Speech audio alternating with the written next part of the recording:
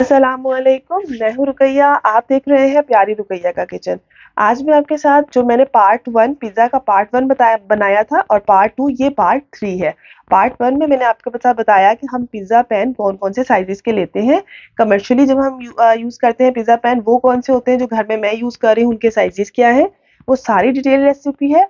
और पार्ट 2 में मैंने आपको बताया है कि पिज़्ज़ा ब्लेंड किस तरह से बनाना है। जस्ट आपने क्योंकि हाउसवाइफ्स हैं, घर में रहने वाली बहनें घर के कामों के साथ जो लोग अपना कमर्शियली काम घर में कर रही हैं, उनको मैनेज करना बहुत ज़रूरी है। तो मैंने तो इसी तरीके से पिज़्ज़ा ब्लेंड बनाया, वो बहुत स्पेशल रेसिपी मैंने आप लोगों के साथ शेयर की अपनी अल्हम्दुलिल्लाह उससे वक़्त की बचत हो जाती है, आसानी हो जाती है। जस्ट आपने पिज़्ज़ा ब्लेंड निकाला और मैदे में डाला और डो बना के रख दिया साइड पे।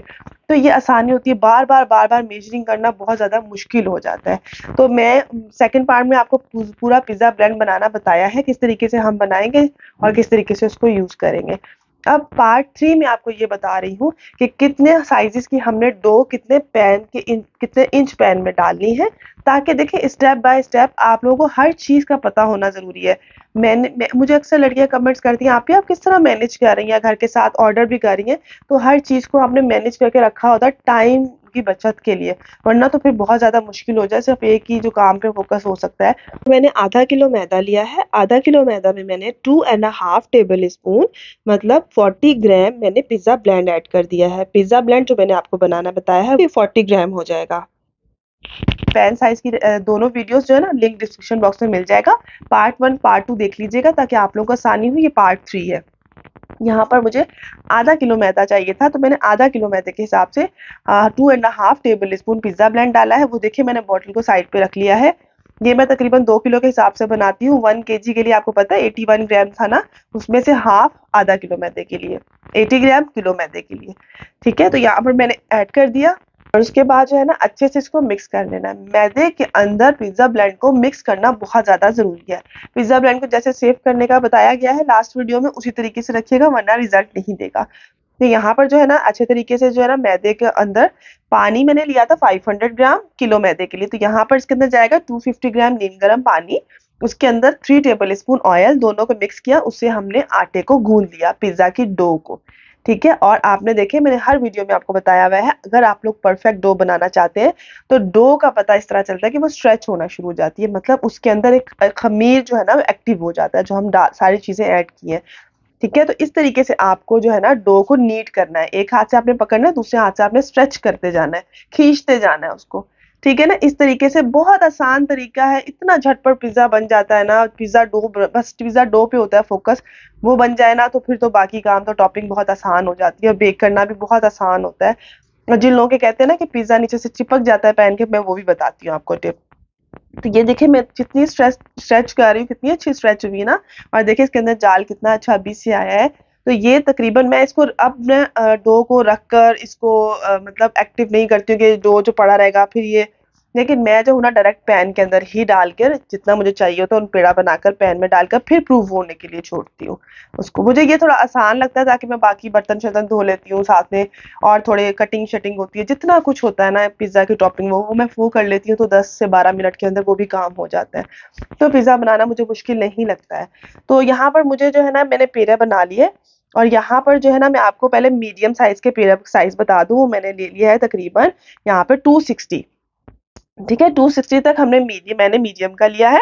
वैसे 250 होता है, मैं 10 ग्राम ऊपर ही ऐड करती हूँ, और 160 ठीक है? स्मॉल का हो जाएगा। 2 स्मॉल बने हैं, 2 मीडियम बने हैं आधा किलो मैदे से। इसकी मैंने जो डो है ना, वो थोड़ी ज़्यादा रखी है, वरना स्मॉल 3 भी बन जाते हैं। 2 मीडियम के साथ स्मॉल भी जो है ना वो 2 मीडियम के साथ 3 स्मॉल बन जाते।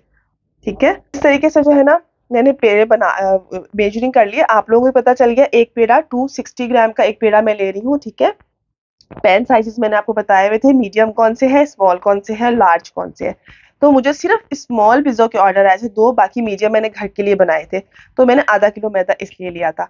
ठीक है? तो अब यहाँ पर जिन लोगों को ये प्रॉब्लम हो रही है कि हमें सिर्फ़ अगर हमने स्मॉल ही पिज़्ज़ा बनाना है, हमें सिर्फ़ मीडियम ही बनाना है और हमें एक सिर्फ़ लार्ज ही बनाना है, छोटी फैमिली है, उनके लिए भी इंशाल्लाह जैसे मैं घर के लिए बनाऊँगी या मुझे छोटा-सा कोई ऑर्डर आ जाएगा ना, तो मैं आपको उसकी भी साथ-साथ जो है ना वो रेसिपी देती जाऊँगी इंशाल्लाह ताला। ठीक है? तो ये जो है ना मैंने इस तरीके से बनाया, अगर आप लोगों ने घर में बनाने हैं तो आप इस तरीके से बनाएँ और आप लोगों को पता होना चाहिए इतने ग्राम का पेड़ा हो जाएगा। ठीक है, बस पिज़्ज़ा ब्लेंड पे अपना हाथ जो है नीट कीजिएगा। दूसरा पिज़्ज़ा डो पे अगर आप लोगों ने काबू पा लिया, उसकी अच्छे तरीके से आपने जो है ना पिज़्ज़ा डो को बनाना सीख लिया ना, तो फिर आपके लिए पिज़्ज़ा बनाना कोई मुश्किल नहीं है। और अल्हम्दुलिल्लाह, अल्हम्दुलिल्लाह बहुत अच्छे-अच्छे कमेंट्स आ रहे हैं कि आपके पिज़्ज़े बाहर की तरह बहुत अच्छे बनते हैं, अल्हम्दुलिल्लाह। अच्छा, पैन में जब भी आपने मैं घी लगाती हूँ, ऑयल नहीं लगाती हूँ और थोड़ा-सा क्वांटिटी में ज़्यादा लगाती हूँ। जैसे स्मॉल में मैंने हाफ टी स्पून और लार्ज साइज़ में मैंने 1 एंड हाफ टी स्पून घी लगाया था। ठीक है, कभी-कभी 1 एंड हाफ टी स्पून छोटे वाले पैन में भी लगा लेती हूँ। देखें, जितना ज़्यादा घी लगेगा ना, उतना नीचे से घी जो है ना वो कलर देता है, वो क्रस्ट हो देता है नीचे से ना हल्का-फुल्का। मतलब बिल्कुल अच्छी फ्लैट हो जाती है ना, किसी की सॉफ्ट हो जाती है, बिल्कुल डो वो होती ही नहीं है, नीचे से बेस उसकी अजीब-सी रहती है। आप लोग घी लगाकर देखें, थोड़ी-सी क्वांटिटी में ज़्यादा, ओवर नहीं करना ज़्यादा, लेकिन थोड़ा-सा ज़्यादा। और आप लोग देखिए नीचे से कलर इतना खूबसूरत आता है, बहुत मज़े का कलर आता है। तो घी की क्वांटिटी आपने रखनी है, आप ऑयल भी लगा के देख लें, लेकिन मैं मोस्टली जो है ना वो घी लगा रही होती हूँ। ऑयल भी लगा लेती हूँ, लेकिन जो घी से ना वो कलर बड़ा खूबसूरत सा आता है, जैसे पराठों का कलर आता है ना घी से प्यारा, ऐसे। तो यहाँ पे मैंने बेल लिए सारे और मैंने पैन के अंदर लगा लिए। पैन के अंदर डालने के बाद मैंने प्रूफिंग के लिए उसको छोड़ा था। ठीक है, प्रूफिंग के लिए मैंने तकरीबन 20 मिनट ही छोड़ा था। उसके बाद देखें कितना ज़बरदस्त माशाल्लाह अल्हम्दुलिल्लाह प्रूफ हो गए थे। उसके बाद मैंने साइड से जो है ना स्पून, चम्मच चम्मच का जो पिछला वाला हिस्सा होता है ना, उसको मैंने इस तरीके से प्रेस करती रही, तो आप देखिए इतना अच्छा, जैसे पिज़्ज़ा पैन के ऊपर जो राउंड वाला सर्कल आता है उसको रख के कमर्शियली करते हैं ना, तो हम लोग इसी तरह ही कर लेते हैं, तो कितना ज़बरदस्त आता है। ठीक है, आपने फ़ोर्क और चम्मच कोई भी लेकर ना उसका इस स्पून से आपने इस तरह से निशान बना के और फिर बीच में से आपने फ़ोर्क से प्रिक कर लेना है। तो ये बिल्कुल रेडी है। उसके बाद के स्टेप्स आपको बहुत सारी वीडियोज़ में बताए हुए हैं। होममेड ये पिज़्ज़ा सॉस मैंने बनाई हुई है और अल्हम्दुलिल्लाह बहुत सस्ता पड़ जाता है, तो उसका लिंक भी मैं डिस्क्रिप्शन बॉक्स में डाल दूँगी। और ये मैं चीज़ जो यूज़ करती हूँ ना, वो मैं घर की चीज़ भी यूज़ करती हूँ और बाहर की पिज़्ज़ा चीज़ दोनों को मिक्स करके डालती हूँ, इससे बचत हो जाती है अच्छी खासी। तो इंशाल्लाह होममेड चीज़ की रेसिपी भी आपके साथ शेयर करने वाली हूँ। उसमें भी काफ़ी टिप्स को फ़ॉलो करना पड़ता है। तो यहाँ पर मैंने वो चीज़ें लगा दी हैं। चिकन आपको पता है, चिकन टिक्का जो है ना वो मोस्टली मैं बना रही होती हूँ। उसके बाद वेजिटेबल्स आपकी अपनी मर्ज़ी है। प्याज़, टमाटर, शिमला मिर्च जिस तरह से आप लगाएँ, ऑलिव्स लगा लें, ब्लैक ऑलिव्स वगैरह। और मैं पतीले में ही मोस्टली बेक कर रही होती हूँ, क्योंकि हम लोग के घर में सिलेंडर है, तो मुझे ये इश्यू नहीं होता है कि लाइट जा रही है, गैस जा रही है, तो इस तरीके से ना, तो फ़ौरन से जो है ना, और पतीला जो है ना उसको अगर हैंडल करना आ जाए ना, तो फिर ओवन की ज़रूरत नहीं रहती है। फिर अगर आप लोगों ने बड़े साइज़ के पतीले छोटे साइज़ के रखे हुए हैं ना बेकिंग के लिए, तो बहुत ज़बरदस्त रहता है। और पिज़्ज़ा को बेक करने के लिए आपने 20 से 25 मिनट देने हैं, इससे ज़्यादा आप लोगों ने पिज़्ज़ा को बेक नहीं करना है, ठीक है? 25 मिनट में बहुत अच्छा-सा कलर भी आ जाता है, टॉप पर भी आ जाता है और बेस का कलर भी बहुत अच्छा हो जाता है।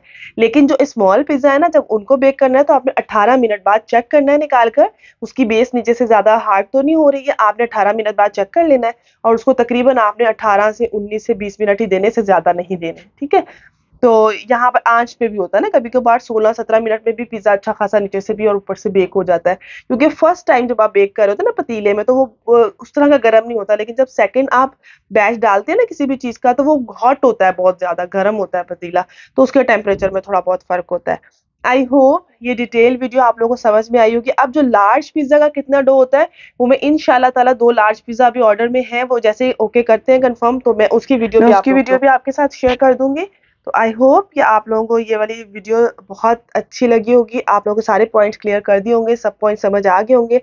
फिर भी जिनको जो पॉइंट समझ नहीं आए हैं, वो मुझे कमेंट्स कर सकते हैं। तो इंशाल्लाह ताला वो पॉइंट्स भी आपके साथ क्लियर कर दूँगी। स्टेप बाय स्टेप चलेंगे हर चीज़ में, शॉर्मा की रेसिपीज़ भी आएँगी कमर्शियली।